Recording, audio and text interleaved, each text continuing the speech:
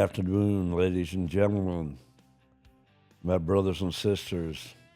I'm the Roadrunner, straight out of Vegas. I'm the author of the book, The Roadrunner in the Yellow Zone. Without the sun's rays, we have no life. There is no life on Earth without the sun, and without the moon blocking the sun and giving us nighttime, so we can enjoy having sex or enjoy our nightlife, whatever it may be, make life more interesting.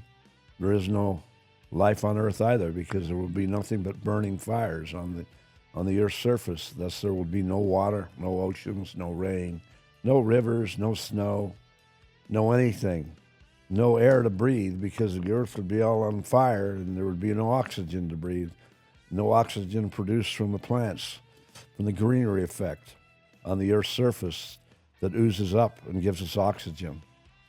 So the oxygen to breathe is life itself. All gifts from God. All vicious or beautiful, I shouldn't say vicious, I should say beautiful chain reaction created from Mother Nature, which is our creator. The mother of nature is the creator. Now, you, again, can call him any name you want, or call him or her, or whatever you want to do, whatever makes you happy. But in my opinion, God is of no sex. God is a living spirit of energy all around us. If we ever get to see his personage in person, say after we die and we're able to go to whatever you want to call it. They call it the pearly gates in the Mormon church, but that's how I grew up. But whatever you want to call it, if you're able to meet our Creator, I believe his energy and his vision will be right in front of you, which is a beautiful thing. But I don't know. I haven't died yet. I only know that I saw the movie Ghost. And in the movie Ghost, I believe that good spirits take us out of our body or bad spirits take us out of our body. I myself am not worried about bad spirits taking me out of my body, because I'll die with a dog, and God is dog, spelled backwards. So I'll die with God by my side. And that's my opinion. Just like anything else on this show is my opinion. But I can guarantee you this. My opinion is the strongest of all. And I don't mind being in the back of the car, just like the back of the trains when I sold temporarily in New York City. I sold batteries and ring flashers on the trains throughout New York City. I did it like 23 years ago, roughly 23 years ago. I only did it for like 6 months because I pumped up and then went and played poker in Connecticut and Atlantic City. I went back to Atlantic City and Connecticut and started touring back and forth playing poker, playing live poker, but I couldn't dry up and stay off the crack, so I never really got pumped up. I wasn't really focused like you need to be as a poker player. You need to be 100% focused to make a living playing poker. You can't have any vices. Any vice whatsoever, you'll go busted, you'll go broke. Or you'll keep from pumping up because the expenses will chew you up and spit you out. The normal expenses are hard enough to overcome. Motel, the gasoline, the eating out in restaurants, or even eating in casinos. They don't give you anything free, especially if you're a poker player. Poker players basically have to pay for their own food in any casino. They might give you a little discount in California, which is the greatest place of all in the world to play live poker. California is, hands down, the best possible place, the best environment of any state. Any city in the world doesn't even compare to the cities in California where you can play poker, in L.A., San Diego, the Bay Area. Doesn't even compare. By far, California is the best because the rake is not that much higher in California versus the rake in Vegas. And the rake in Vegas might be the lowest rake, and it might be the same type of rake as Vegas throughout Midwest areas to play poker, such as Iowa, Ohio. There's Cleveland, Ohio. You can play it like Jack's, but that's a dump. And they run it like a dump, and the floor people suck. They're the worst. They make bad decisions. They don't protect the tourist, the player who's a traveling player. They do not protect you. They protect the locals because the locals are there taking care of them every day. So it's a corrupt poker room in the first place. So I'm not impressed with Jack's. One time I was in a session and a guy was shoving his phone in front of my face. I couldn't even see the flop. I couldn't see the other player's hands that was in the pot with me. And this guy's not even in a hand, and he's holding the phone over the felt. So he's blocking my view. He's sitting on the 50-yard line, and I'm sitting on the 40-yard line. He's sitting in the center of the table with the worst possible seat to hold the phone over the table is when you're sitting on the 40-yard line in seat 4, or sitting in seat 6, which is the 40-yard line, and the 50-yard line is seat 5, sitting in the center of the table. So when he's sitting in the center of the table, or the 40, or the 40-yard line on the other side of the 50, the other side of the center of the table, or the 40-yard line to the left of the 50-yard line on the table, where he's sitting in the center in 5 seats, so that's 6 seat is the 40-yard line. And to the right of the player in 5 seat is the 40-yard line, which is the 4 seat. So if he's sitting in any one of those 3 seats, the 4, 5, or 6 seat, and holding his phone over the felt and blocking the view of another player who's sitting in seat 7, seat 6, seat 6, or sitting in seat 3, and he's sitting in the 4, 5, or 6 seat, or she, holding the phone over the bumper and over the felt and obstructing the view of a poker player. Well, that's ridiculous. How could the House not enforce a rule to have the phone behind the bumper anytime during the game? Not even in the hand, when the hand's not even being played, while the dealer's cutting the cards, because now they have a shuffle machine shuffle the cards so they can do everything more quickly, and the house makes more money. That's why they incorporated the shuffle machine down on the table, underneath the table, in the bumper. They have a shuffle machine to where they're shuffling the other deck. The machine is shuffling the other deck while the dealer is dealing the other deck. So all he or she does, the dealer, is pulls the deck out of the machine, flips a button, and it opens up, and they pull the deck out, and then they cut the cards, and that's it. They don't shuffle the cards whatsoever. Anywhere in the casinos in America. They got rid of that a long time ago. Well, I'm fine with that, just as long as the dealer is able to cut the cards. If the dealer is not able to cut the cards, I'm not playing in the casino. I'm not playing there. If they're in too big of a rush and they want to make just a little bit more money because they're so greedy, casinos are so greedy to make the money, it's all about a time factor with them. If they can pull the deck out and not have to cut the cards, that means the machine cut the deck also. No way. I'm not playing in that house, and I'm gonna expose the house, any house that does that, and I'll give you like houses in L.A. that do that. The Commerce Casino does it. Commerce Casino, Ocean's 11. The Commerce Casino in the city of Commerce in L.A. Ocean's 11 Casino in Oceanside, California. Don't allow the dealer to cut the deck. I'm not going to. Don't quote me, because I won't say another casino unless I'm absolutely sure. But those 2 casinos I know for sure don't allow the dealer to cut the deck. Oh, and Hawaiian Gardens. That's correct. Commerce Casino in L.A. in the city of Commerce. Hawaiian Gardens in Hawaiian Gardens in the city of L.A., a suburb of L.A. also. Neither one of those casinos allow the poker dealer, to cut the deck. The deck is cut by the machine. So fuck them. I'm not playing in those casinos. Not going to happen. If the human element is completely destroyed in the shuffling of the cards and the cutting of the cards completely demolished, no chance. I'm not playing there, and I'm going to expose them for it. So that's Hawaiian Gardens, the Commerce Casino, and Ocean's 11, all 3 casinos. Now, I wrote a gambling chapter in my book, and I wrote never gamble against the house. Never gamble against the house.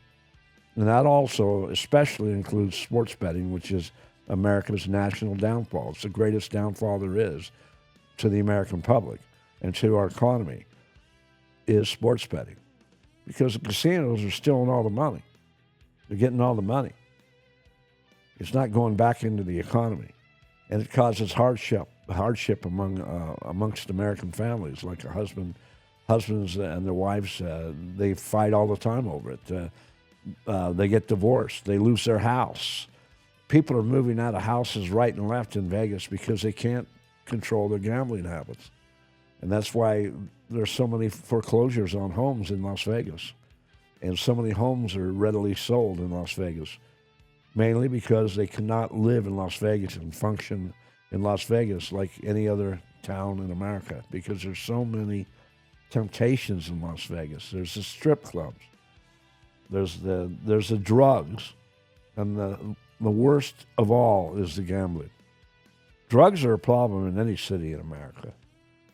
And I've seen cities completely taken over by fentanyl. Neighborhoods in any city in America. There's certain neighborhoods in any city in America that have been completely taken over by fentanyl, by the craze of fentanyl, amongst all the junkies out there walking on the street.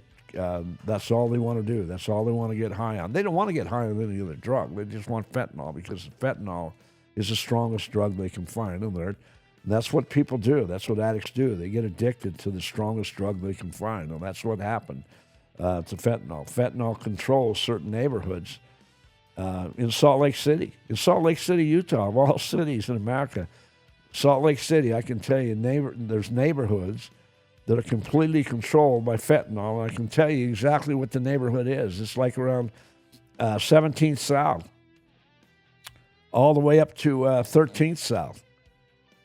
17th South to 13th South, from Main Street all the way down to that 4-block area, all the way up to State Street in that area. Square blocked area. From Main Street to State Street, which is like a block apart.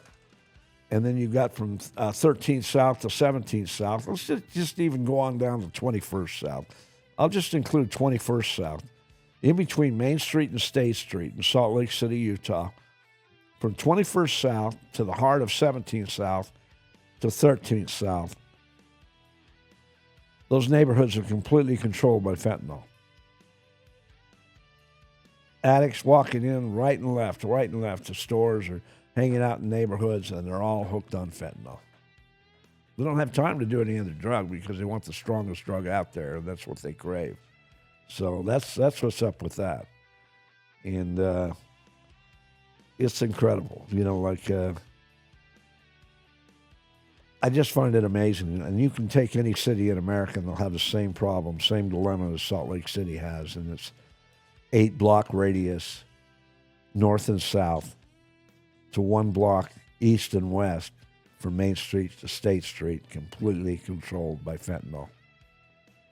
Addicts walking around right and left. They all want the same drug. And you've got the women that are hooked on it, that are shooting it, and they're looking for dates, and they're trying to get their next fix. And the funny thing about drug addicts is they don't want to leave the area they're in, because that's where they score their drugs. So they're afraid of leaving going out in the outskirts of any area. They don't want to leave that area because they're going to have a hard time scoring the next high. That's how sick their addiction is. They're afraid they're actually imprisoned in that area so they can get their next fix. So that's what's up with that. But I'll talk about the greatest national epidemic, which is sports betting. There's 2 major gambling corporations that are dead broke, that are deeply in debt. And I'm going to mention one of them. I'm going to keep from mentioning the other because they haven't done as badly as the other organization. So I'm going to mention the MGM Gambling Incorporated. MGM Gambling Incorporated, which spurts throughout America. It owns gambling establishments. Doesn't own the property, but owns the rights to gambling in that spot, in that particular location, which is owned by a real estate investment company called Vicky. Vicky owns all the property. They own every square foot of the property. Vicky Properties Incorporated. That's a VICKI. Vicky Properties Incorporated. And they originated from Portugal. Check that out, Ivan, to make sure. They originated Vicky Properties Incorporated, where they originally were originated originally, and that was I'd say that's Portugal, the country of Portugal. Where did that originate? Thank you, Ivan. So anyway, like we got that Vicky Properties that owns all the property that the MGM imposes on the American people and wants to act like they're the owners. They're the owners because when they evict you from their property, they really don't own the property they're evicting you from. So when they make the choice of evicting somebody from the property and don't allow them to go on that property, that goes for every foot of property that they have the gambling control of gambling over, which is the MGM Gambling Incorporated, goes all the way back to the Borgata Casino in Atlantic City. Vicky Properties owns that also. And so they own all the land, they own all the real estate of the Borgata. But MGM has the rights to gambling on that property and the hotel, running the hotel, the management, running the leasing out space to the restaurants or whatever it may be. Whatever they get, whatever percentage they get, it all they get that percentage of everything that's incorporated on that property. Every form of gambling, every form of income that's incorporated on that property, and they pay the lease fee, and they owe deeply. They owe deeply. They're paying the lease fee, and they are paying off their debt. But their debt, they're paying off interest on their debt. So their debt is very hard to get rid of. It's an internal problem also. It's not just a problem about like being in debt.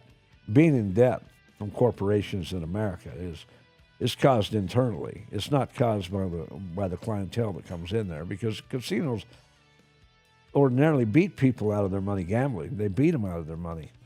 First book out listed is Beehive Golden Pond in East Windover, Utah. Windover's actually a border town, so it's in 2 states. This small city of 6,000 people, about 90% Spanish people. What a beautiful town this is. That's Beehive Golden Pond on 479 Windover Boulevard in Windover, Utah.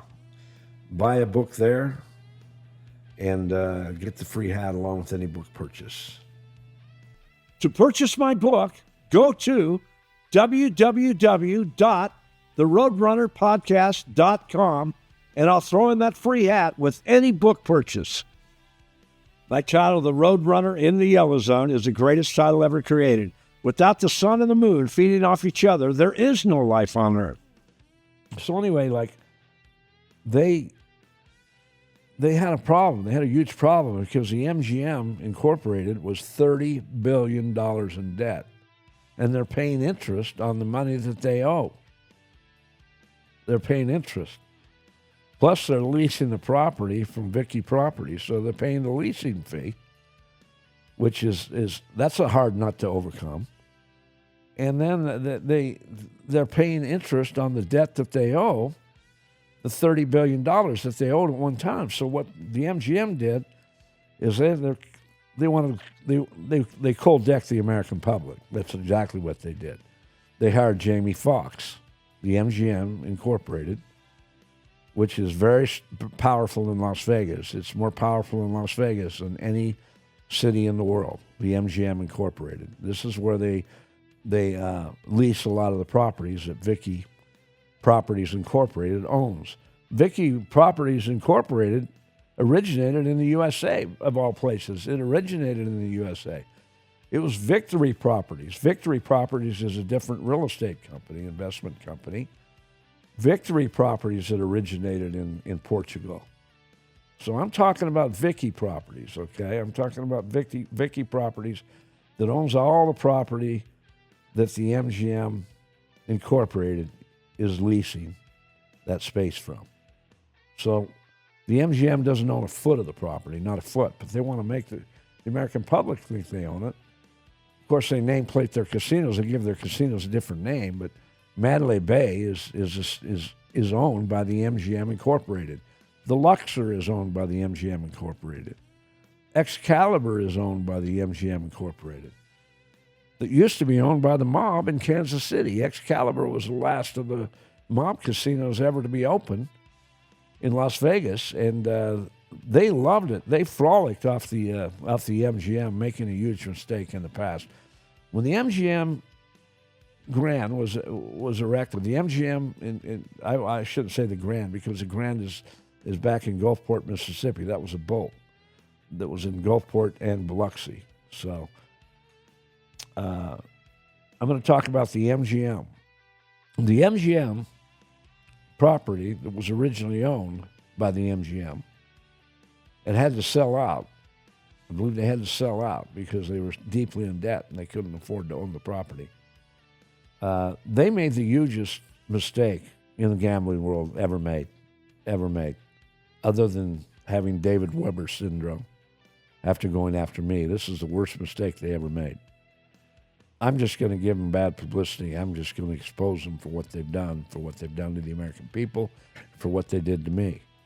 But the worst mistake they ever made was when they originally built the building that used to be the Marina Hotel and Casino in Las Vegas, one of the last clip joints ever opened. Probably the last clip joint ever opened was the Marina Hotel and Casino, where they cheated you in blackjack. And the dealer would hold the cards up their head and act like they're itching their eye. They're peeking at the deck and seeing what the second card is on the deck or the top card is on the deck. And whether they want to deal you a second card or the top card, with whatever card is going to bust you as the player. Because the dealer always hits last. If you go busted before the dealer goes busted, they get your money. They don't have to pay you your money back if you go busted and then they go busted. Because you went busted first. That's one of the rules that in blackjack was to their advantage. You don't have to pay a dealer 1.5 bets. When you make a bet and they hit a blackjack, you got to pay 50% more on that bet. So that's to your advantage, but that rarely happens. The busting the hand is the most probable cause of you losing money, is you going busted before the dealer. That's why having the button as far as blackjack goes, the dealer always has the button. They're always last to act. All the players have to act before the dealer starts taking any cards necessary. And the dealer has to hit in blackjack anytime they have a 16 or less. If they have a soft 17, they can either hit or they can stand. A soft 17 is like if they have a 6 and an ace. That's a soft 17, because an ace can either be 1 or 11. It can be either 1 or 11. It can represent the number 1 or number 11. That's what the ace, that's why the ace is the most powerful card in the deck in blackjack, because it can represent two different numbers, 1 or 11.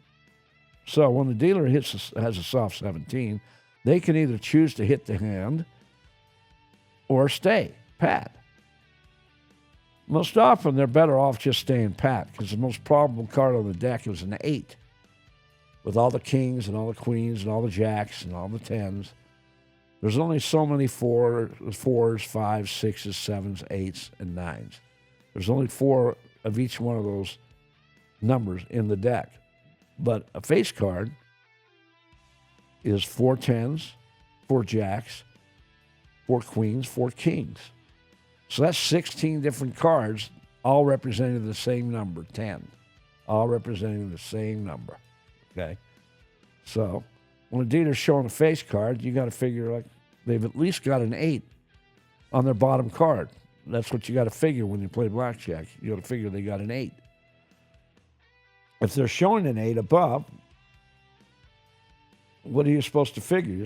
Well, I would think that if I had a 3 or a 4 or a 5 or maybe even a 6, I might want to hit my hand, because there's so many face cards in the deck. I always figure they got a face card underneath. But I don't play blackjack. I'm not a professional blackjack player, never wanted to be. It's not that complicated in the first place. The more complicated the game, the better it is to play. And the best game to play is always when you're playing against other opponents in a casino. So you actually use the casino as your ally to gamble against other opponents that walk in the casino also to gamble against you. It's usually always the best player, the next best player at the table that always gets the money at the end of the week, the month, or the year, and especially the year. So you have to pretty much be the best player at the table to make a living playing poker. And you've got up to 8 or 9 opponents at the table that you're playing against. So you've got to be the best of those 8 or 9 players that are playing at the table. Now, the house used to have players like in a poker game, they used to play 10-handed hold'em, but they don't play 10-handed hold'em anymore. In fact, high-limit hold'em games, they only play 8-handed because they shuffle the cards more often and they get more of a rake. They're able to rake more money because they're able to deal more pots because they're dealing with less players, less time taking place. Thus, they deal more hands and make more money on the rake. The house is making like anywhere from $120 to $200 per hour on that table. At least $120 to $200 per hour they're raking off that table. Some houses will charge time. Even in Vegas or LA, they'll charge time, like $7 or $8 every half hour. So you're paying like $8 to $16 or $7 to $14 per hour, or $8 to $16 per hour. And what they do is they have a bong pot where you play the bong pot, and everybody puts their time in the bong pot, okay? And then they take so much out of the bong pot for the profit, and then the winner of the bong pot, or the people that split the bong pot, because there's 2 different flops, they end up paying the time for everybody else, which is a good deal for the player, especially if you're a winning player. Because if you can beat the bong pots out of more money than your opponents, if you can win the bong pots, then that's more profit in your pocket. But ultimately, you're paying their time also. But I don't care about paying somebody else's time. When I win a pot, I don't care. They basically gave me profit for my time. That's how I look at it. So every player has a different way of looking at it. Any player that doesn't get involved in the bong pot, consider them a net. Watch when they're playing poker, because they're a player that always wants the best of it. They don't really want to complicate the game. They want to have the stone cold nuts when they play a hand, and they'll never become great players if they elude themselves from playing a bong pot or being involved in a bong pot. They've got no gamble. They'll never be a great poker player if they don't play bong pots. That's the first sign that I see. Whenever I see a player that doesn't play a bong pot, they're not a great player. Great players always play bong pots because it's a more complicated game. It makes the game more complicated. Now you got to look at 2 flops. You got to justify if you got the best of it. You got to watch out about getting trapped, because it's very easy to get trapped in a bong pot. You could overplay one hand and you don't have the best of it on that hand or on that flop. And the turn on the river cards, so you got 5 cards out there for one flop, and then you got 5 cards out there eventually for the second flop. The turn in the river also. So playing 2 separate hands. So if you don't have a really powerful hand on one hand and have a possibility on the other, it's really a bad investment. So try to give myself a little bit of an out on the second hand and try to dominate on one of the flops and think that I have the best of it on one of the flops, or have the best possible draw, at least on one of the flops, and a backup draw on the other. So it becomes a very complicated game, very complex. Poker is the hardest of all games to gamble at in a casino. So if a player doesn't know how to play poker, they're much better off gambling in the pit. The pit is the blackjack, craps, slot machines, roulette, keno, even sports betting. If a player is a complete sucker at playing poker and cannot win playing poker, no matter what cards they're holding, they're much better off playing into any other game in the pit. And the lowest game on the totem pole of all, for sure, is sports betting. Another retail outlet to buy a book is Chevron Gas, Liquor, and Convenience Store on 1301 East Altman Street. There's 2 Chevron stations. Make sure you get the right one. That's Chevron Liquor gas and convenience store on 1301 East Altman Street in Ely, Nevada. You'll get the free hat whenever you purchase my book. To purchase my book, go to www.theroadrunnerpodcast.com, and I'll throw in that free hat with any book purchase. My title, The Roadrunner in the Yellow Zone, is the greatest title ever created. Without the sun and the moon feeding off each other, there is no life on Earth. Slot machines are very low on the totem pole also. I'd rate them second to be in the lowest possibility of winning at the end of the year on the totem pole. There's professional slot players that claim they make money and they lie their asses off. If they have to spend more hours playing slot machines than I spend sleeping.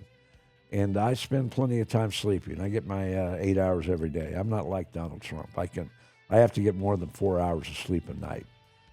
And I don't drink coffee to stay awake all day either. So I take care of my body, and I live a good life, and I look better for my age than most people that I've ever known in my entire lifetime, and I want to keep it that way. I want to be around a long time.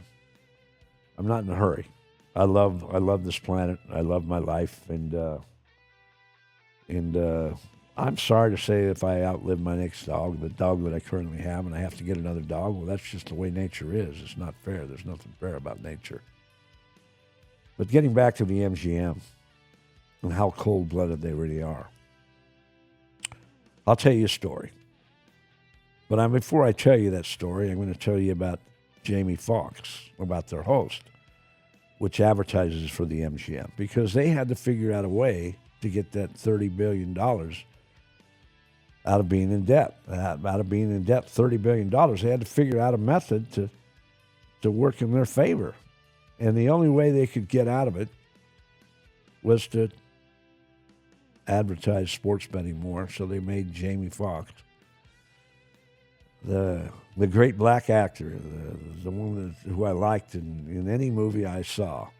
Only played the bad part in one movie that I ever saw that I can remember. Now, if he played a bad role in another movie, maybe you can remember. But the only movie that I can remember that he played the bad guy in was Baby Driver. Great movie. And he was cold-blooded in that movie. Well, I'd like to think that he's also cold-blooded in real life. Because anybody would take this advertising gig and advertise sports betting, there's not enough money they could pay me.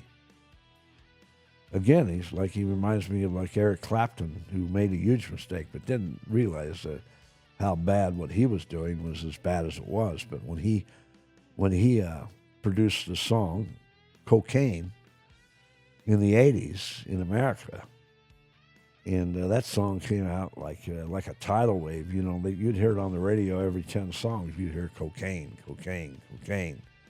And it helped spark the flame for the national epidemic of cocaine throughout America. And that was the worst year when Eric Clapton was at the height in his career and created that song. That particular year, he had bad luck that entire year, so he had bad karma that entire year. Bad things happened to him. I won't get into that, but bad things did happen to him during that year. But Eric Clapton was not as guilty as Jamie Foxx, because Jamie Foxx already knows that sports betting is bad for the American public. There's no doubt about that. The flame had already been incorporated in America for the downfall of sports betting to the American public. But Jamie Foxx took that advertising gig, and I wish him bad luck also, because he's a whore. That's all he is. He's a male whore that is using the American public to get paid, because there's not enough money they could pay me to do something like that. There's just not enough money on this planet. I'm smart enough to know that when I die, I'm not taking the money with me. When I came in this planet, I came in broke. When I leave this planet, I'm leaving broke. And that makes me smarter than most, especially when it comes to money. Because a lot of people will never figure that out. They'll never figure it out, that they're not taking that money in the casket with them. They can leave it with their family, and their family can argue over it, and they can get it all, and they can try to get it all.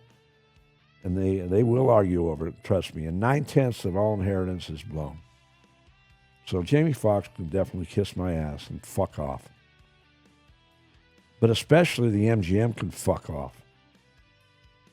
Because they went after the American public's jugular to try to bring themselves out of their $30 billion debt that they created themselves. It wasn't created by the clientele. The clientele does not beat casinos out of money. The rules are in the casino's favor as far as winning goes. Have you ever seen the movie Casino? The greatest movie ever depicted about casinos and how they think? With the scumbag Robert De Niro, the Trump hater with Trump syndrome that can never get over it, that dwells on Trump every time he can possibly speak in public. He's always knocking down Trump. Hey, he's the greatest of all that I could say, that he is by far the worst human being of any actor that has ever lived. I would have to give, to that living actor who's still currently alive, I'd have to give the award to Robert De Niro. I can't even watch his movies and enjoy his movies anymore. He played such a great character in The Godfather 2. I mean, I just can't even enjoy his movies anymore. I just don't believe anything about his character. He's a good actor, but he's not a great actor. Not like a few names that I'll bring up. I'll bring up a few names later on. But as far as I'm concerned, he's no greater actor than Rock Hudson was. Rock Hudson, was a very popular actor in his time. He was very convincing when he acted, and he played the character very well. He was great in the movie Undefeated. I love that movie with John Wayne and Roman Gabriel, the old quarterback of the Rams. I love that movie. If you haven't seen that movie, get it. Great movie. But Rock Hudson played a very, very good part in that movie and had a great character. So I would rate Robert De Niro the same quality actor as Rock Hudson. That's about as far as it goes. I just have to say that Jamie Foxx, took the wrong gig. There's just not enough money on this planet to make to possibly go after the American public's jugular and make it more possible, easier for them to bet online, sports betting. And not just in America, throughout the world. I mean, this is sports betting that's promoted throughout the world, the MGM. And they use their host Jamie Foxx to do it. So they're going after the American public's jugular, and they're just getting as much money as they possibly can to pay off their debt and all the interest that they're paying. And it's working. They're bringing themselves out of debt. It doesn't matter how much money the MGM makes. They're always going to have that internal problem where the management and the upper management is robbing MGM Incorporated.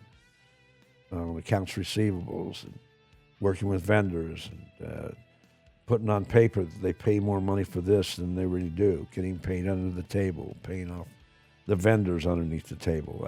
There's all kinds of bullshit going on. Believe me, that's why they're in debt, because of internal problems. That's why the MGM Incorporated sucks as a company. It's just another socialist organization that's misrun, that's just run very, very badly. Because it's too large of a corporation where they can't keep an eye on themselves and they can't watch their employees, especially in upper management, that are robbing them. And the employees in the lower totem pole working for the MGM give shitty service or giving bad service because they're all about themselves. Just like, I'll give you this example, and this is why I was harassed by the MGM. I was kicked out of there April 2025, the beginning of April 2025, I was kicked out of the MGM. Let me tell you what happened. I only play poker. I only play live poker in casinos. I don't play any other game but live poker. That's it. Nothing else. I won't gamble in the pit. I won't play slot machines. I won't bet sports. Although I did make a sports bet last year, which is the largest sports bet I ever made in my lifetime. I lost $8,900 on the Golden Knights playing the second game of the playoffs against the Edmonton Oilers. And the Ornos Casino gave a booth to a friend of mine who's a high roller from San Diego, and he came out and he came out to gamble. It was during the World Series of Poker, and the World Series of Poker lasts for like 2 months. I mean, the World Series of Poker is the most powerful poker tournament in the world, and it lasts up to 2 months in Las Vegas and goes through the entire month of June and July. Every year, annually. It's played on Caesars properties. But it's also affiliated with other casinos, such as the Aria Poker Room, which wouldn't even be open to this day. It would not even be open. They wouldn't. The poker room, they would have closed the poker room and the Aria down years ago if it hadn't been for the World Series of Poker to help promote its income and livelihood. Otherwise, they would have dumped that poker room and just put some more slot machines in there because it was wasted space to the Aria. But the World Series of Poker is what enabled the Aria Poker Room to stay alive and still be open. It's only a 29-table room. That's it. There's only 29 tables in the room. There's 29 tables in the Wynn Poker Room also that was erected to be in competition with the Aria. The two largest poker rooms in Las Vegas are the Venetian and South Point Casino. They're the two largest live poker rooms in Las Vegas.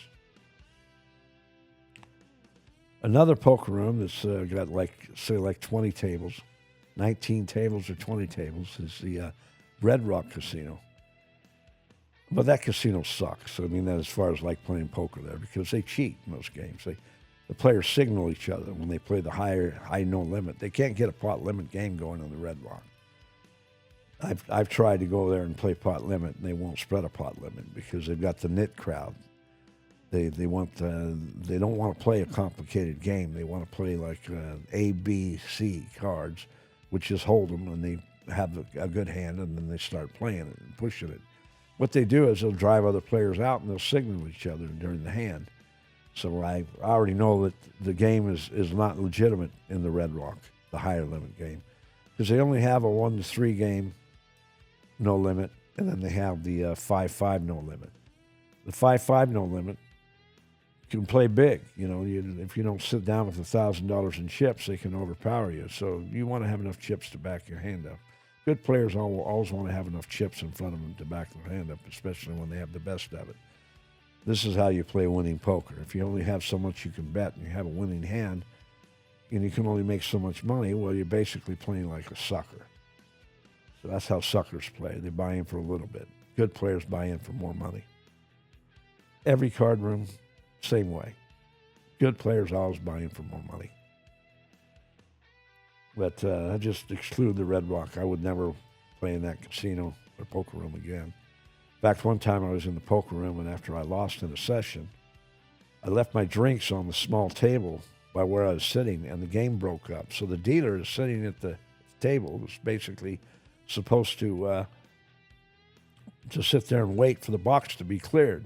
Not supposed to get out of his seat. He's supposed to sit there and wait for the box to get cleared until the foreman comes over and counts down the box. The dealer's not supposed to get out of his seat. But this dealer somehow felt it necessary to go grab my drinks off my small drink table that I brought in personally from my freezer bag, bottle of water and a Bai juice, which I've been drinking for like 12 years. Bai juice is the greatest drink on earth as far as I'm concerned. It originated in Florida. It only comes in a 16-ounce bottle. My favorite flavor is strawberry lemonade. Then I love the clementine. And then I also love the Brazil blueberry. They're my 3 favorite flavors. I'll go into Winco and buy them out, like my favorite flavor, especially when they have a special, because they sell Bai juice more cheaply than any store in America, including Costco, which forces you to buy it in a box, and you have to get 3 different flavors or 5 different flavors 15 bottles in the box, and you get 5 different flavors. So you're stuck with flavors that you don't like drinking. So anyway, they made a huge mistake. I'll mention that later in their marketing plan when they wouldn't listen to the Roadrunner. These poker rooms, they suffer from David Weber syndrome, just like the Democratic Party and Democratic leaders or movie stars or anybody that you can think of that suffers from Donald Trump syndrome. Well, these card rooms, they suffer from David Weber syndrome in Las Vegas. It's the only city that I can't walk into a card room in certain card rooms is Las Vegas. And my favorite card room to play was the Aria because they had the best pot limit games. They had the best variety of pot limit games. The second best poker room was the Wynn, which I'm a rebel. I admit it. You know, they try to force you to do something, and I don't want to do it. I'll fight them. That's just the way I am. So I'm like Trump. I fight for what I believe in, and so I fight against the system when the system tries to shove their stupid rules down your throat. I fight back. So they all know who David Weber is in the poker rooms because, I guess I'm popular all over America. I'm known in poker rooms all over America. But Las Vegas is the only place where I can't walk into card rooms and play certain card rooms. And I got kicked out of the Red Rock on purpose. I told the dealer what a fucking scumbag he was, and in front of everybody. And how can you get out of your seat, grab my drinks and throw them in the garbage, you piece of shit? And when I called him out in front of other people, players sitting in the room, the floor man said, "Oh, you've got to come back in and talk to the poker room manager before you come in and play." And they handed me a card. Well, I threw the card back in front of him, and I said, "You can kiss my ass with that card." I said, "I don't even care about coming back in and playing in this room. First place, they cheat. So why would I want to play in a room that cheats, where the players can cheat and the dealer doesn't do anything about it? They're showing each other their cards, or holding their cards up in the air, and then another player can see the cards while they're showing them. And the dealer won't say anything because the dealer wants to get that toke. The dealer doesn't care about the game or the players or the integrity of the game. The dealer's just like acting like a whore in the box. When they don't enforce the game or run the game properly, that's exactly what they are. They're a whore in the box. And we all know what whores want. They want money. Just like Jamie Foxx wants money. That's why he's now my most unfavored actor of all. I don't care what kind of part he plays in a movie. I never want to watch this movie. So I never want to waste my time with the guy because I know he's full of shit. He doesn't believe in anything. If he doesn't believe in the American public, what does he believe in? So anyway, the MGM hired this guy, Jamie Foxx, not Lee, Jamie Foxx, to advertise their sports betting, to make it more accessible to bet online. And you got the stone cold nuts when you make the bet. Oh, what a great thing you're offering me. It's like putting the heroin on the sidewalk in front of a heroin addict. When a heroin addict is walking down the sidewalk and they see a bag of heroin, they recognize what it is. Do you think they're not going to pick it up and want to use it? If they don't pick it up and want to use it, then it's still on the sidewalk, exposing itself to other people in the public that are walking down that sidewalk. So that's the same thing they're doing with sports betting. They're sticking it down the American public's jugular, and they don't care about the American public. They're just like the Democratic Party. They're whores in the wind. They only care about themselves. They only care about their corporation. That includes the people that work for the corporation because they all act like whores. So what I'm saying is the people in the poker room, the 4 people in the poker room in the Aria are whores in the wind. And the poker room director called Ryan Kirk, his name is Ryan Kirk, is definitely a whore in the wind. And he's a hater. He's a player hater. He's what I call a player hater. There's player haters in all different markets. It doesn't matter if it's in the gambling world. It doesn't matter if it's in the sports world.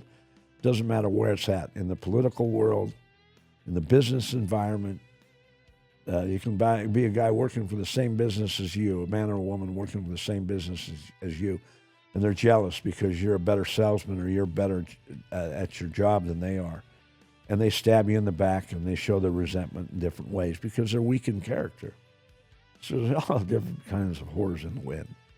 And when I talk about the MGM Incorporated, I haven't gambled in the pit, so I've had no problem with casino management in the pit, in the blackjack, the games where they have blackjack or craps or dice. Roulette or even the pie gown games they have now in casinos. What I'm saying is like a casino supervisor working in the pit has much better etiquette toward gamblers than any poker room manager alive. Because I don't know any poker room managers that run poker rooms that are good poker players in the first place. They don't really know how to play poker. Maybe that's what casinos want. They want somebody who doesn't know anything about poker and just wants to run the system and be bigoted in his ways and cater to the casino. Maybe they don't want a poker player that really understands how poker players think or how gamblers think. And that's, I guess, what the MGM wanted when they got Ryan Kirk, because he's a bum. Again, I told you that the Aria Poker Room would not even be open without the World Series of Poker. They would have closed that room down years ago. There's nothing special about this guy. But this guy wants to act like he's God. You got kicked out for this reason. The only way you can contact me is through emails. We can't talk this over in person because it's not worth my time. My time is too valuable for that. There's no way that I can look you in the eye or you can look me in the eye and you can tell me exactly what happened because it doesn't matter to me. Because I'm going to take my employee's side of the fence no matter what. Because you're just a piece of shit gambler. That's how he looks. That's how he looks with this problem that was created originally by his cage members. So let me tell you what happened. I'm in the Aria Poker Room in April and playing in a ring game. The ring game breaks up, and me and another player are involved in a hand. He ends up winning the pot, gets lucky and wins the pot. And I asked him, I said, you want to keep playing? He says, yeah, sure. He was a great poker player from the land down under, from Australia. Plays regularly in the Aria. And he's a very good player. No doubt. Well, I'm a very good player from the past also. I really haven't played much poker lately, but I started playing putting more hours into playing poker when they closed my sex capsule business down. When the federal government came after me, I had no source of income, and my way of competing was running my business in the past. Well, now I had to learn how to compete again as a poker player like I'd done in the past and traveled throughout America as a poker player.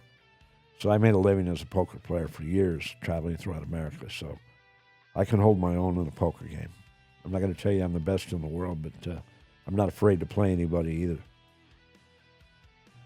Another retail outlet selling my book and free hat is Hoover Dam and Liquor in Boulder City, Nevada, just outside of Las Vegas and outside of Henderson, Nevada, just south of there on the way to Phoenix. So that's 1311 Boulder City Parkway is where they're located. Hoover Dam and Liquor. Go over there to the best little liquor store in the state of Nevada. Hoover Dam Liquor. To purchase my book, go to www.theroadrunnerpodcast.com, and I'll throw in that free hat with any book purchase. My title, The Roadrunner in the Yellow Zone, is the greatest title ever created. Without the sun and the moon feeding off each other, there is no life on Earth. So anyway, I'm playing in the game, head up with him, and we both have about the same amount of chips, and it tallies out to where we get involved in a big pot. And he puts me all in on a hand. He's got a junk hand, and he flops two pair, has jacks and fours, and I flop top pair, a queen, and that's all I have. And I bet my hand. He checks to me, I bet my hand. He comes over the top and check raises. And on the turn, he puts me all in.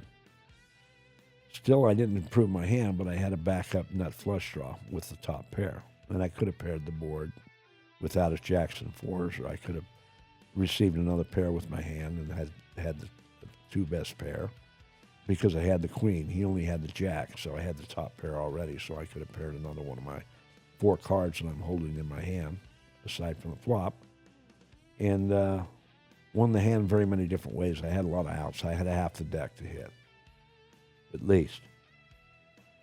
And river card, after he put me all in, I still had $12 in chips left after he went all in and tried to put me all in. I still had $12 in chips left. 2 red chips and 2 blue chips. Whoever won this hand was going to win the session. Anyway, a blank came out, and he ended up winning the hand with jacks and fours, so I never improved my hand. And the turn gave me a much more powerful draw because I had the backup, not flush draw. But a blank came out on the river, and I lost the hand. Well, that's how poker goes, you know. That's why they call it gambling. So anyway, I said, hey, great playing with you. Didn't say a word to the dealer, just walked off with my $12 in chips. Cool as Luke. But I'm not Cool Hand Luke. And Cool Hand Luke wasn't that cool anyway in the first place. But Cool Hand Luke, if he was cool, he never would have kept trying to bust out of prison. He would have stayed there and served his time and eventually left. But he was rambunctious, like me, and he was like hot-tempered, like me. So anyway, when I'm walking away from the table, I wasn't Paul Newman great in that movie, though? Cool Hand Luke, great movie. Fantastic. Those strong blue eyes. He could play his character so well and get you to believe in his character. He could hypnotize you with those blue eyes. Well, I don't have blue eyes. I have brown eyes, so I'll hypnotize you with my voice. So anyway, like I'm walking up to the cage, and I put my checks down on the counter. There's 2 gentlemen in the cage. There was a white cashier and there's a black cashier. The white cashier had already been obnoxious in the past. I had never had any dealings with the black cashier. So automatically, instead of coming up to the white cashier that I could have handed my checks to, who was handling one stall, I went up to the other stall and handed my checks to the black cashier, put them down on the counter. My table was the only one going. It was early in the morning. It was only 30 feet away from the poker cage, where the 2 attendants were standing inside the cage. And they were obviously watching the session just like everybody else and watched me go busted in the game. When I went up to the $12 in chips. Now imagine this happened to a high roller, what happened to me. Went up with the $12 in chips and put them down on the counter. And the black guy, because I chose the black attendant, he says to me, "You don't really want this, do you? Are you kidding me? I'm putting my $12 in chips down on the counter. Do I have to hear this bullshit? Do I have to get harassed by the cage member after I just lost $8,000 in the session? Playing poker that day, late night, early morning. I got to hear this bullshit?" I told you I'm hot-tempered. I mean, I kept my cool and walked away from the table. I didn't throw cards at the dealer. I didn't get mad at the player that busted me. I actually congratulated him. I said, "You're a great player." So all I'm trying to do is just go up and cash my chips out, and I got to hear this bullshit from the black cage member. Now, as far as I'm concerned, he was a racist when he did what he did. He was acting like the racist because he was harassing me, a customer, a client. I'm like a member of the clientele to the MGM Incorporated that's $30 billion in debt. They were $30 billion in debt before they hired Jamie Foxx. Now Jamie Foxx is helping their advertising whores, bringing them out of debt slowly but surely. Now I got to hear this bullshit from the cage member. Immediately, I stuck both fingers and flipped him off. Instead of, cash me out and stop talking like such and such. I don't have to repeat what I said to you because you're smart enough to figure it out. But he was acting just like the person that I told him he was talking like. That's exactly what he was acting like. So I was only calling him out. I was reminding him what he was acting like by my statement. Security, like the floor person asked me, she said, "Do you want to get security and file a report on this?" I said, "No, I don't want to file a report. I ain't no rat. I'm just not going to come out and let the guy catch me out again. I'll go up to another cage member. I will not waste my time with him again." And left. Well, I come back like a day or two later to play, and I come in the room and I put my initials down, and he says, "Oh, DW, you've got to talk to the poker room director before you can come back in and play." I said, "What?" "Yeah, you got to talk to the poker room director before you can come back in and play." So basically, that was the last hand that I ever played in the Aria. Lost $8,000, went up to the cage to cash out $12 in chips. Instead of just cashing me out, just like a teller at a bank.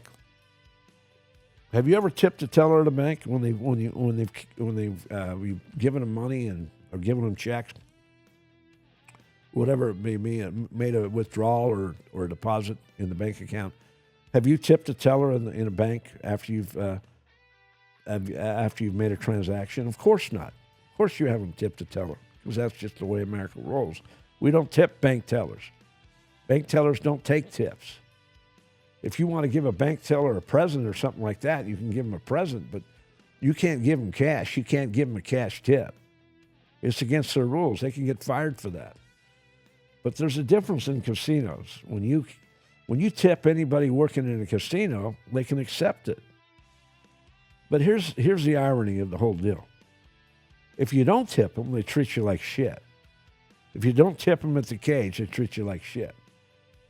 Well, I've got a golden rule. When I'm playing in a poker game and I'm losing in a poker game, I don't even toke a poker dealer unless I win a huge pot.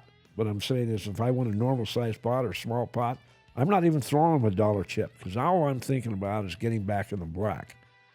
Getting back in the black in the game. As long as I'm in the red, I don't feel obligated to toke, because I'm a professional. I'm making money. I'm getting paid to play.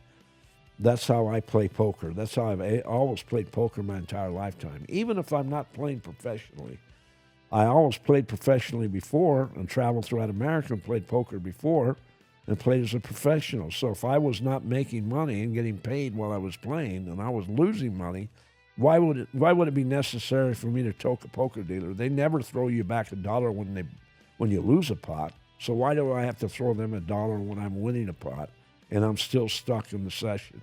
It made no sense to me. It also allowed me to eliminate my emotions to where I didn't become emotional with the poker dealer, because some very good tokers in a poker game, after they take a beat on a hand, you look at them and they'll be staring the dealer down. How could you possibly put me on a beat? I just got through toking you or whatever. That's how they're thinking, like when they're eyeballing them. I never eyeball poker dealers. I tune them out. They're nothing as far as like emotion goes. They're just a part of the shuffling deck. All they do is cut the cards. They can't change the cards after that unless they deal seconds, and they don't deal seconds in poker rooms. That's not how you get cheated in poker rooms. Cheating in the Red Rock is done amongst the players, and dealers sit on their ass and watch it being done. That's how cheating occurs in the Red Rock poker room in Las Vegas, which I want nothing to do with walking into that room and playing ever again, because I know it's a heist room. It's no good. It doesn't have a good clientele that plays in the games anyway. It's like they'll chase a player like me out, because when they get a good player like me out, they'll signal each other and let each other know what they're going to do. But I already know what they're doing. I'm very street smart, so I know what's going on in a poker game. Believe me, I do. But here I am. I'm cashing out my checks at the MGM. In the poker room, cage member, whether he's black or white, I don't care. I've got black people that are very good friends of mine. I call them my brother, because they treat me like I'm their brother. So they're my brother. I treat them the same way also. If they treat me like I'm a cracker or a white boy, and they want to lay their bullshit on me and shove their bullshit, double standard bullshit down my throat, I'm calling them out. That's just the way it is. I lived in L.A. I was a drug addict. I was homeless for like 2 years. I slept on couches and floors, and smoked my crack, and had to pay $10 rent before I entered the apartment. If I didn't pay them $10 that day before I entered the apartment, where I lived regularly for like 2 years, I couldn't walk back in that apartment. I was actually paying their rent from their government subsistence that they were receiving from the government. I was basically paying their rent. At the end of 30 days in a month, I paid them $300. Their rent was only $200. When they're on Chapter 8 or Chapter 9, whatever you call it, well, that's how it worked. So drug addicts are the worst takers of all as far as stealing from the government. Drug addicts, they'll figure out ways to beat the government like you can't believe. Food stamps, discount on the rent, this and that, whatever. They're scamming the government. They've been scamming the government for decades. I used to get high with them, I know. I used to get food stamps when I was on government assistance when I was in L.A., and I used to sell my food stamps to the Mexican mafia. Get half of my money back for the food stamps, the value. If the food stamps had a $200 value, I got back $100. So I know how that game works. I played it. When I was a drug addict, I stole liquor to satisfy my habit.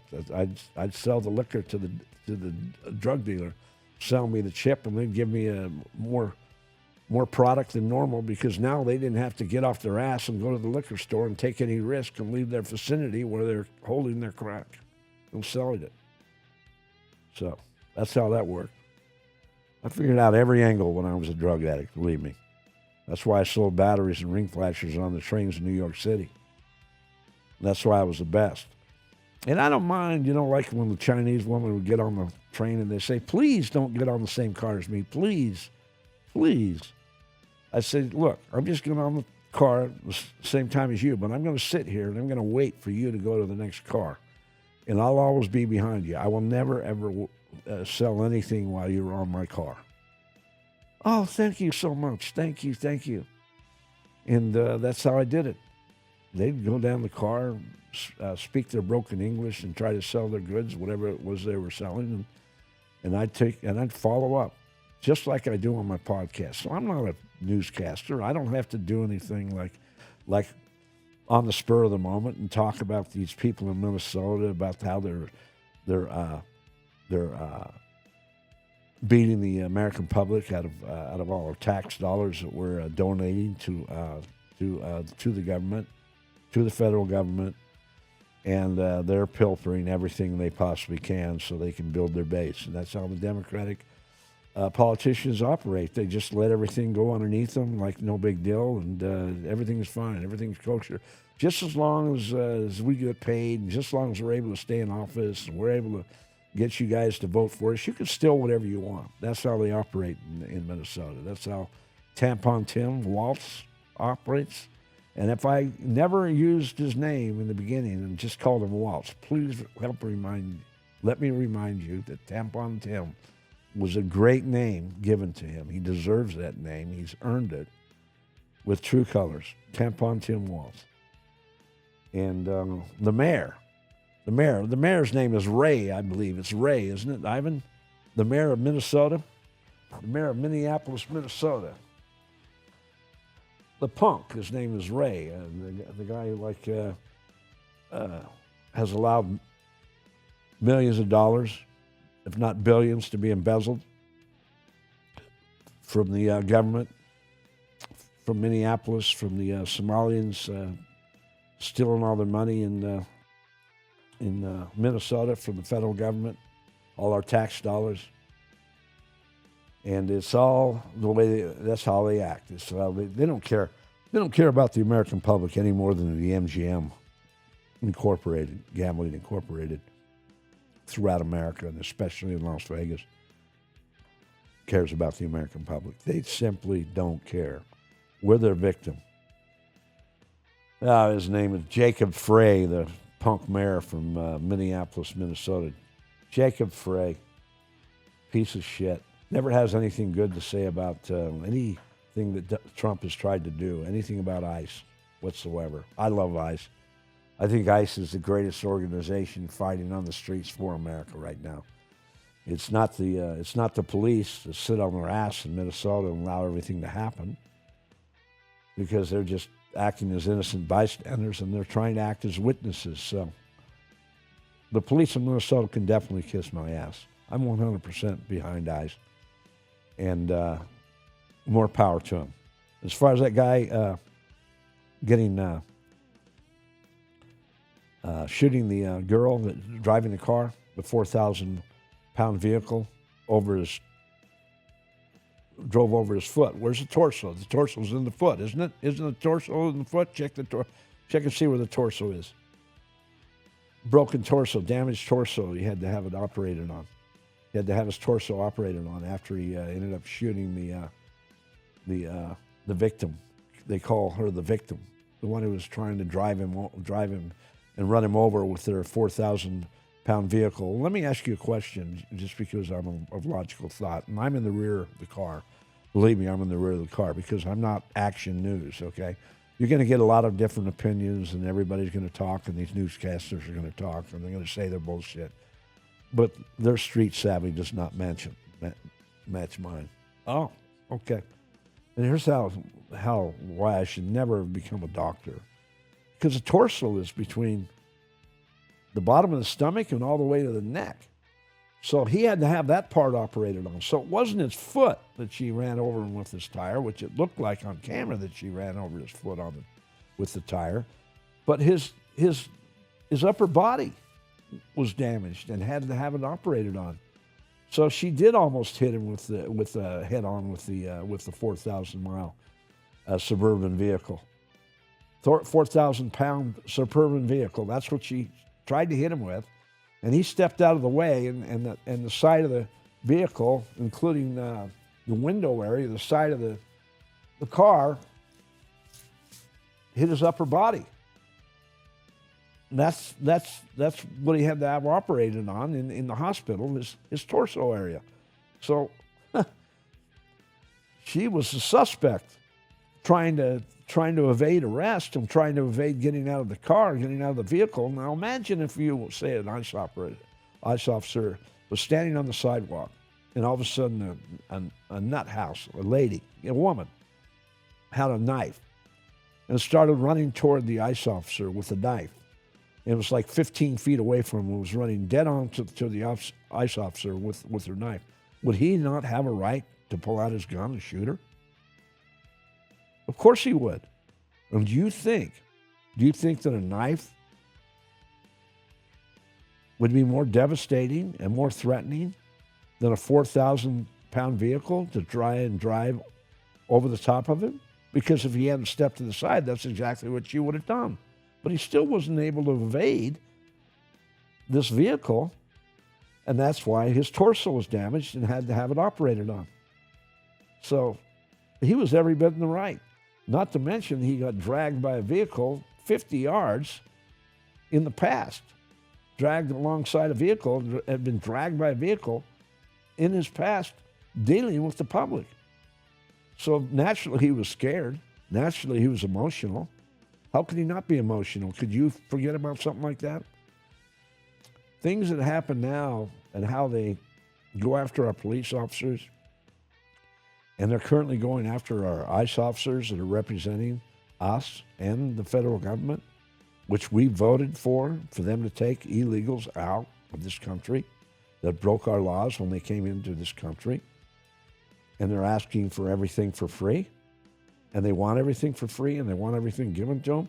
These are not the same kind of people that came over to America and wanted to follow the American dream and work for it and open a small business like they did in America in the early 1900s. No, this is not the same crowd.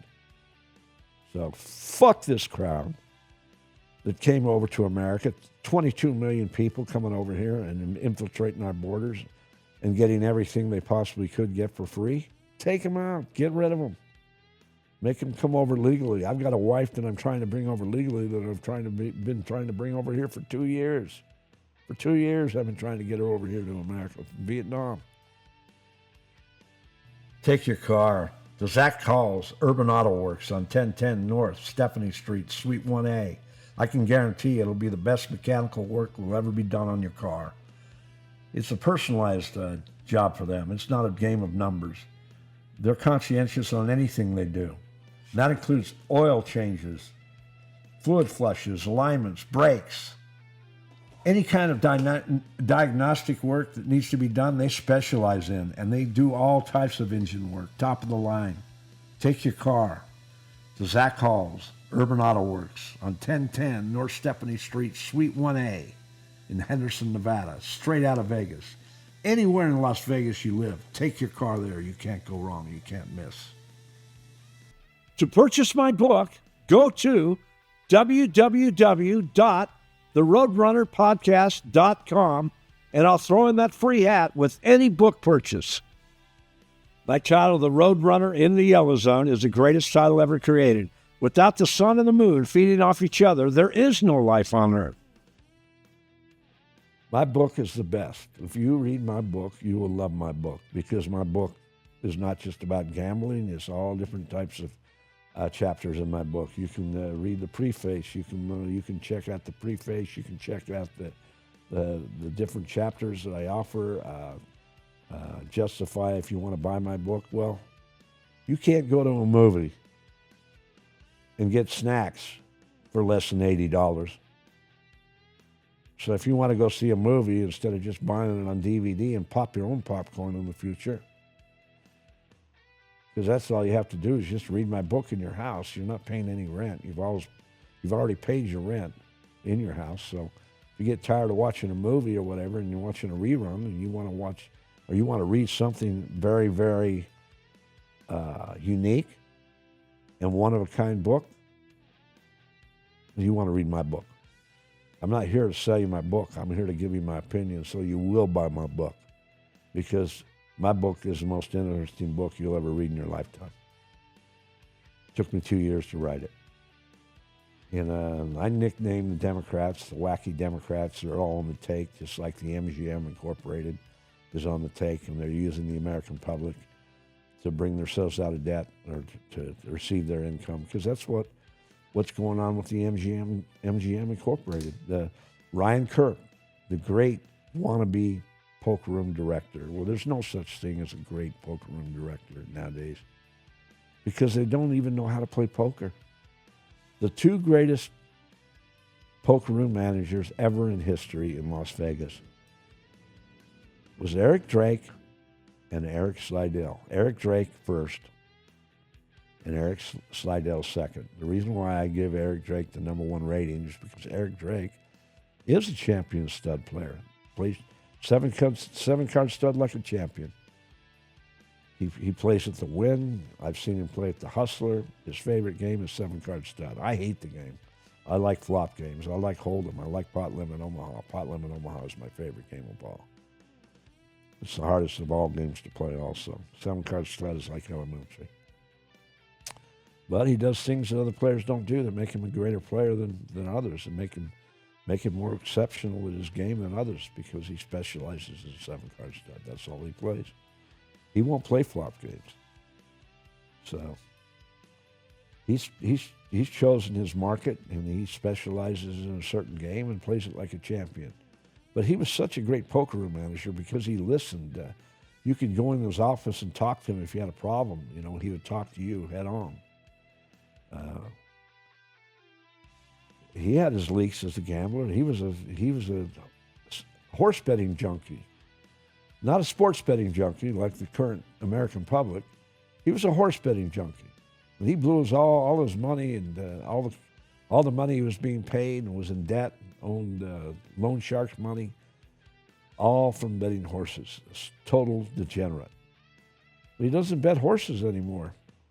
He'll tell me and look me in the eye and tell me to this day he doesn't bet horses anymore. So God bless Eric Drake if he never bets another horse. Because if he never bets another horse, he'll win at gambling. Because he bets on his skill. And anybody that's stupid enough to bet on an animal deserves to lose.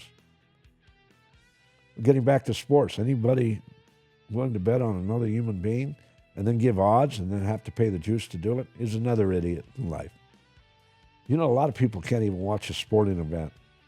They're so sick about gambling that they can't even watch a sporting event unless they bet money on it. They have to bet something on it to be enticed to watch the game in the first place.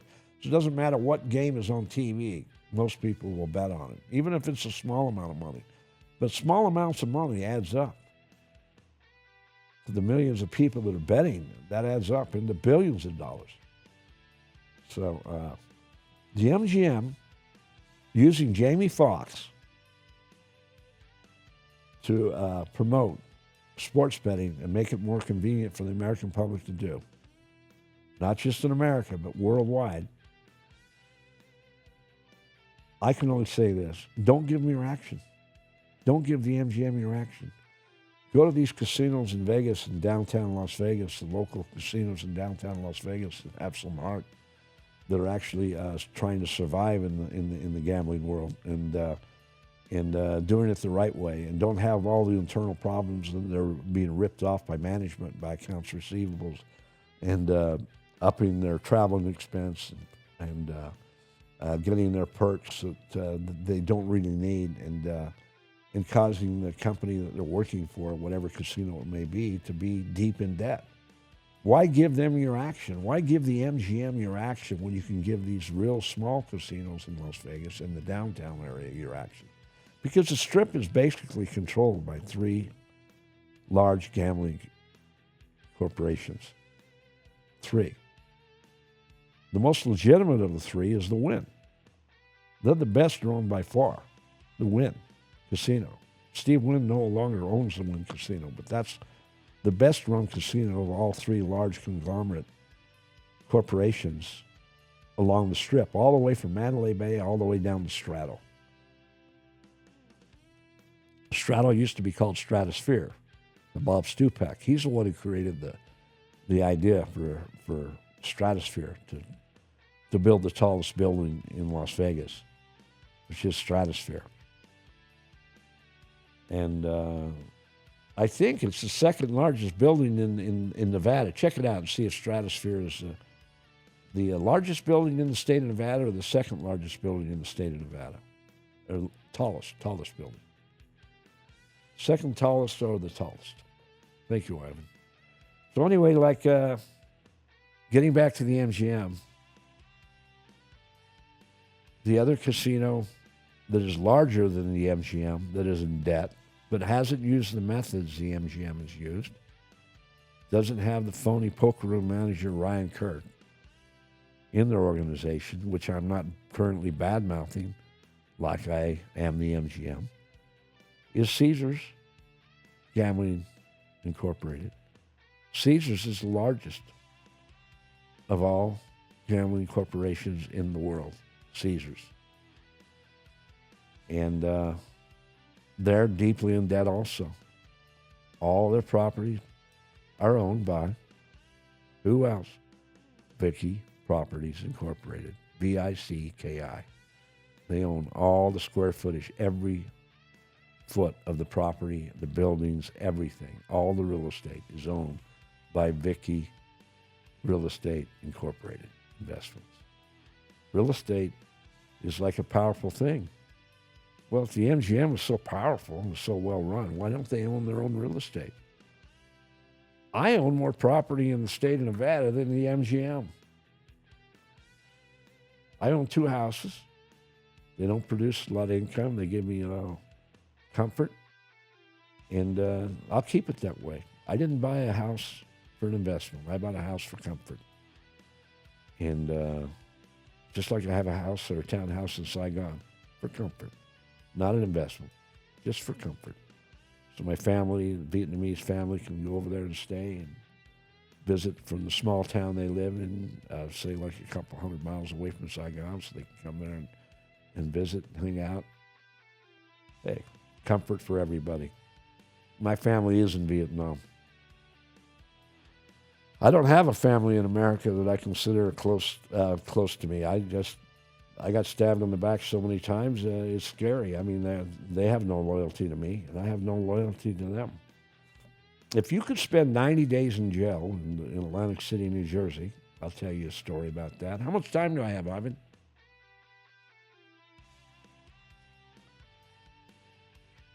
Okay, I'm going to tell you this story and make it real quick. Anyway, I was like smoking crack in Atlantic City, New Jersey, and I this is in my gambling chapter, believe it or not, in my book. I wrote about it in my book. The same year that LeBron James was in the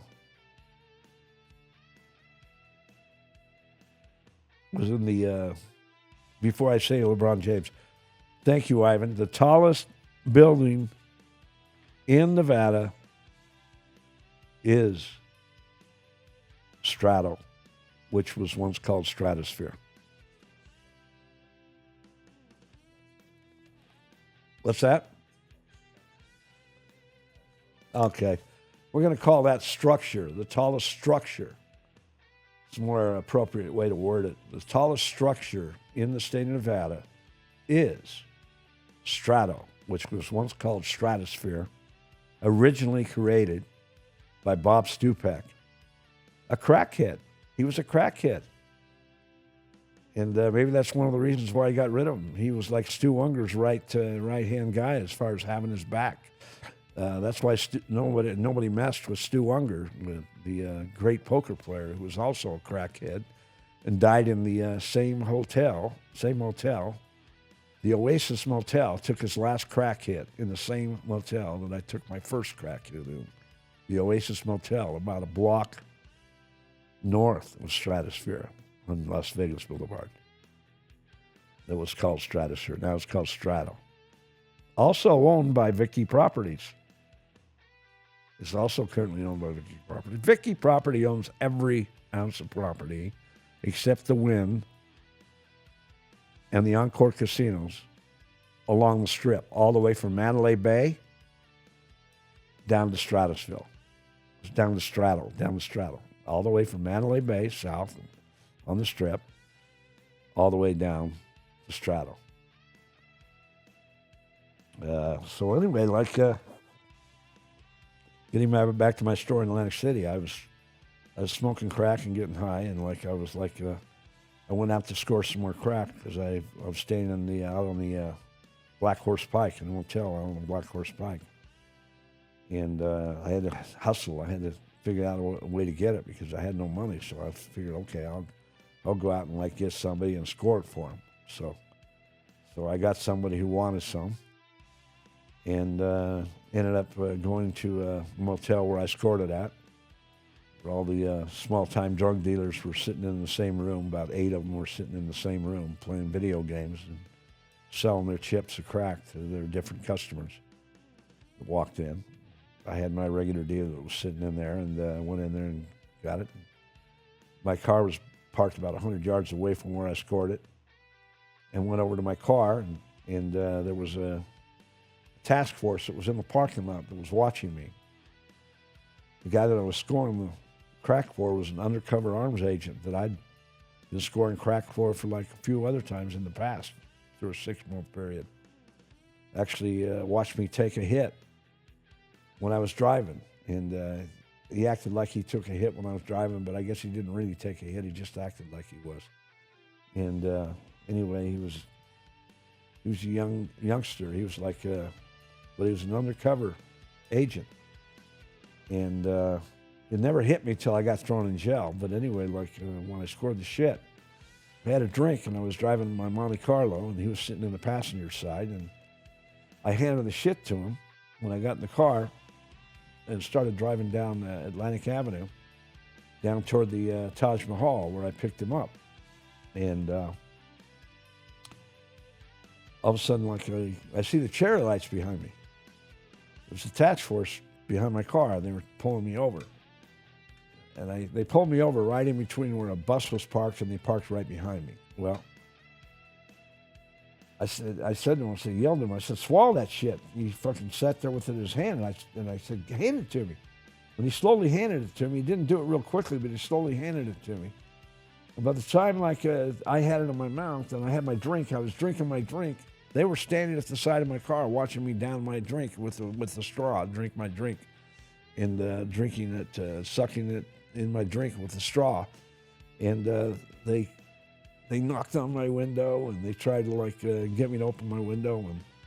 And finally I rolled down my window, power window. I pressed the button to roll down the power window, and they grabbed me, dragged me out of the car, head first out of the window, threw me down toward the pavement, and started stomping my head into the pavement and said, "Cough that shit up, cough that shit up." Well, I'd already swallowed the shit. That's why I always had a drink in front of me. And hey, nobody's smart smoking crack. I thought I was a smart guy. I thought I was going to have a drink in front of me and swallow that shit. And when I got caught and got the shit down my throat, they just put my head down the pavement, beat my head down the pavement. They had to put stitches in my head when they before they had to take me to the emergency room and put stitches in my head, my forehead, above my eye, and where I had the gash, and then gave me a resisting arrest because they had to have a reason to beat my head in the pavement. I was resisting arrest, right? I swallowed the crack. That was a resisting arrest. And anytime you mess with the law and they want you, they're going to get you. And the resisting arrest was just as great as getting caught with the rocks of crack. And so when I went to jail, after they took me to emergency, I was sitting in jail for like the first 2 weeks. My bail was $10,000, so that meant my bond was $1,000. It was 10% back then. It's gone up to 12% recently. The government wants a little more money now for their expenses. Expenses go up, their profit goes up. So now it's like they charged me the 10% bond, so I had to put up $1,000. I couldn't get a bondsman to bail me out. I didn't know anybody in Atlantic City. I'm from the West Coast. The only people I knew was my family, so I called my older brothers. Not one of them would help me. They'd hang up. And my sons were like younger. They were in their 20s, and I just felt ashamed to even ask them for money. But I ended up sitting in jail. Not one of my millionaire brothers, not one of my 3 older brothers. Hey, if being a millionaire is so great, you can't help a family member, you can't bail a family member out of jail for like $1,000, and then 2 weeks later, my bail went down to $700. My bond went down to $700. My bail went down to $7,000, and my bond went down to $700. They still wouldn't bail me out. They wouldn't even answer the phone. I was dead broke. I didn't have any money. Like I say, I was out there trying to hustle for my next chip to smoke. And so I sat in jail. And it was the same time that LeBron James was in jail. Or not in the professional, the NBA. He was 18 years old. He was playing his first year in the NBA at the age of 18. Kobe Bryant was the youngest NBA player ever at the age of 19. Well, LeBron beat him at the age of 18. And he was playing for the Cleveland Cavaliers. And the guards loved LeBron James. So every time they had a basketball game, they were playing live on TV. He they would have LeBron James on TV playing for the Cavaliers, and we all got to watch the games in jail, which was fantastic. I loved LeBron James back then. In fact, I even bought a picture of LeBron James on the Atlantic City boardwalk after I got out of jail. I went and bought a picture. I only paid like $5 or $10 for the picture, and hung it up on my wall in my new apartment that I rented. And after I got out of jail and I was put on probation. So anyway, I went to the Narcotics Anonymous meetings and watched the Narcotics Anonymous meetings, and they always talked down smoking marijuana like you couldn't smoke marijuana, and there were a lot of alcoholics and drug addicts in there, and there were people that smoked marijuana that didn't even bother going to Narcotics Anonymous because they knew that they couldn't smoke marijuana either. So that's the only thing that bothered me about Narcotics Anonymous was they always knocked out marijuana. I always considered alcohol like another drug. But getting back to jail and watching LeBron James play in the NBA was exciting. So he naturally became my favorite player.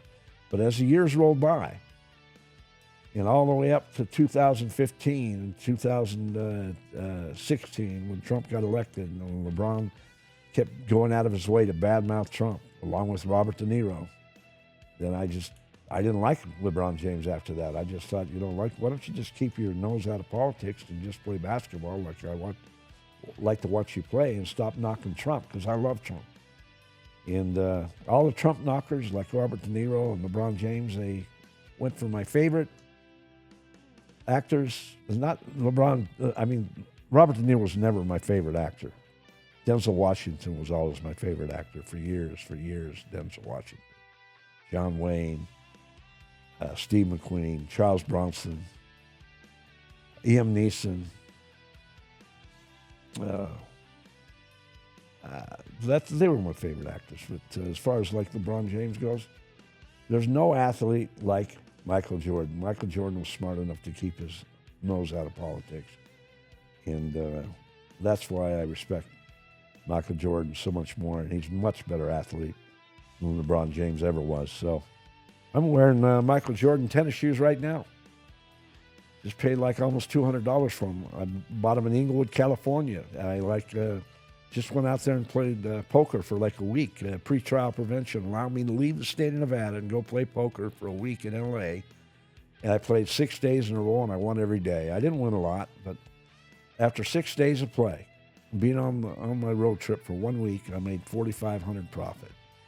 And now I had to turn the income into my accountant and have her record that income, so they'll let me take a trip next month. Next month in February, they'll let me take another week trip. And I love LA. I love it. I'm gonna buy a house there as soon as I can in California, in Southern California, because I don't care how expensive it is. There's only so much land between the ocean and the mountains. And that's what makes a house so expensive in California, is the land it sits on. So they can kiss my ass with how expensive California is and how everybody's moving out. I'm moving in because I'm tired of being told what to do in the state of Nevada. That's basically what casinos try to tell me what to do, and now the federal government's going after me, and they're going to tell me what to do. The only thing I ask them is please let me go to California, because I'm out of the sex capsule business. I'm done. I'm retired. I'm on to bigger and better things, and I'm running my podcast. That's all I want to do. I'm retired as of now, except for my podcast and except for being an author, which I will write another book, but not until I sell my first. Not until I get a huge audience. Because if Kamala Harris can sell her piece of shit book that's filled with lies and she had a ghostwriter write it, then I deserve to sell mine also. So get my hat and my book. I'll give you the free hat, one of my 6 past sex capsule labels, included with the book absolutely for free. Because I overcharge you on the book, I realize this, but it's the best quality book you'll ever read. It's the best quality hard copy book ever put out in print, in the past and in the future. You'll never see anything like it. And Barnes & Nobles does not have one book of the same quality of my book in their entire store. Not one book. So there you go. And all I have to say is, if you get bored in life, get a dog. Adopt a dog. Go to the animal shelter and adopt a dog. And sure, they're going to make you have it spayed or neutered, but the dog's going to live longer and be your companion much longer. And dogs don't care about kids like human beings. I mean, it's not like a woman has to have a baby, and they'll be unfulfilled if they don't. A dog does not feel any fulfillment from having puppies. The only thing it does is just wears and tears their body. And the female's body is all baggy underneath because all the puppies work the milk out of their body. And they didn't have just one baby. They had like several babies, up to several babies, that were all working them to death. And they don't live as long. So there you go. Like I say, if you get bored in life, get a dog. This dog is God spelled backwards. God bless. I'll see you next time. This is the Roadrunner, straight out of Vegas, the Roadrunner podcast. Bye-bye.